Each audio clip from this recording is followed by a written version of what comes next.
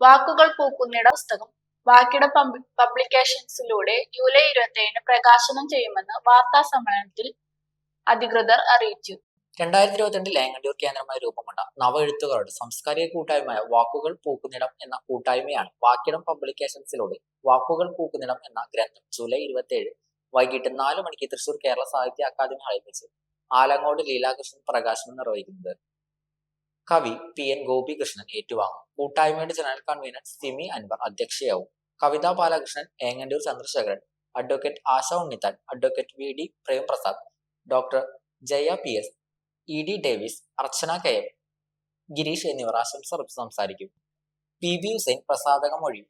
KK തുളസി, ഷീമ അനൂപ് എന്നിവർ പുസ്തക പരിചയവും നിർവഹിക്കുമെന്ന് തൃപ്പയാറിൽ നടന്ന വാർത്താ സമ്മേളനത്തിൽ general convener Simi Anwar, convener Sujith TA, MG Jayashree, Shajida Haris, Abdullakutty Chettuva എന്നിവർ അറിയിച്ചു. ഏങ്ങണ്ടിയൂർ കേന്ദ്രമായി രൂപം കൊണ്ട കേരളത്തിനകത്തും പുറത്തുമുള്ള നവ എഴുത്തുകാരുടെ സാംസ്കാരിക കൂട്ടായ്മയാണ് വാക്കുകൾ പൂക്കുന്നിടം.